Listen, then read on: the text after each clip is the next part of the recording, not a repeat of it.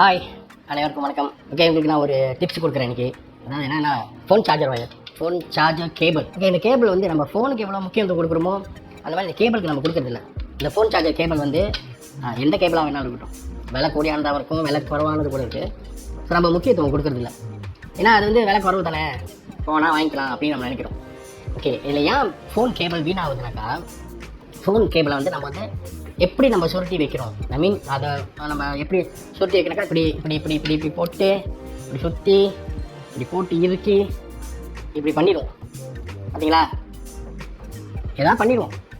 அந்த மாதிரி பண்ணுறதுனால என்ன ஆகுதுன்னா, இந்த இடத்துல பாருங்கள், பார்த்தீங்களா பிஞ்சிடுச்சு. ஓகே, இந்த நிலமை வந்துடும் இப்படி பார்த்தாலும் கேபிளுக்கு.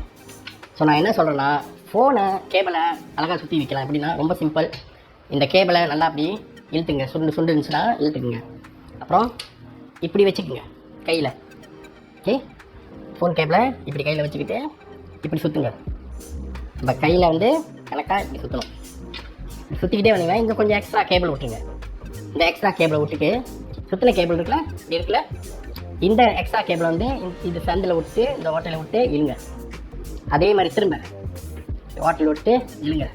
அதே மாதிரி திரும்ப. ஸோ அந்த எண்டிங் வரைக்கும், இந்த எண்டிங் வரைக்கும் சுற்றிடுங்க. ஸோ கேபிள் இப்படி வந்துடும். சரிங்களா, இந்த மாதிரி வந்துடுச்சுன்னா கேபிள் டிஃபெக்ட் ஆகாது. அன்லஸ் இந்த எண்டிங், இந்த சாக்கெட் எண்டிங்கில் வந்து இந்த இடத்துல வந்து இந்த கேபிளும் இந்த சாக்கெட்டை ஜாயின் பண்ண இடத்துல வந்து மடங்குனுச்சு, ஏதாவது ரொம்ப இறுக்கமாக சுற்றிட்டுனா தான் இந்த இடம் டிஃபெக்ட் ஆகும், ஷார்ட்டேஜ் வரும்.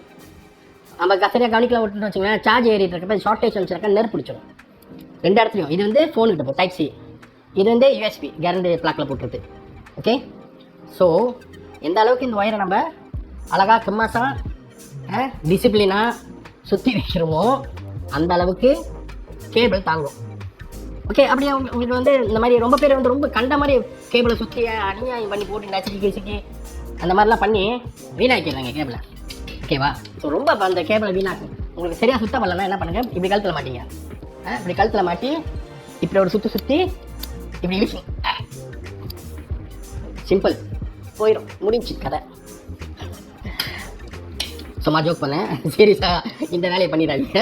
ஓகே, ஸோ காசை வேஸ்ட் பண்ணாதீங்க.